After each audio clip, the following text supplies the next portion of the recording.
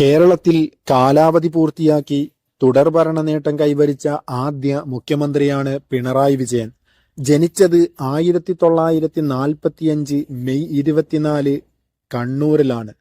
നയനാർ മന്ത്രിസഭയിൽ വൈദ്യുതി സഹകരണ വകുപ്പുകൾ കൈകാര്യം ചെയ്തു. 12ാമത്തെ മുഖ്യമന്ത്രിയാണ് പിണറായി വിജയൻ. മുഖ്യമന്ത്രിയായി അധികാരത്തിലെത്തിയത് 2016 മുതലാണ്. കൂത്തുപറമ്പ് മണ്ഡലത്തിൽ നിന്നും ആദ്യമായി നിയമസഭയിലെത്തി.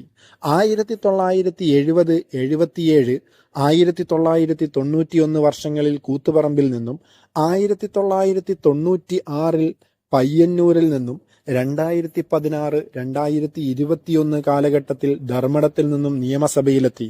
രാജ്ഭവന് പുറത്തുവച്ച് സത്യപ്രതിജ്ഞ ചെയ്ത രണ്ടാമത്തെ മുഖ്യമന്ത്രിയാണ് പിണറായി വിജയൻ. ലണ്ടൻ ഓഹരി വിപണി വ്യാപാരത്തിന് തുടർന്നു കൊടുത്ത ആദ്യ കേരള മുഖ്യമന്ത്രിയാണ് പിണറായി വിജയൻ. അദ്ദേഹത്തിന്റെ പ്രധാനപ്പെട്ട കൃതികളാണ് നവകേരളത്തിലേക്ക് കേരളം ചരിത്രവും വർത്തമാനവും.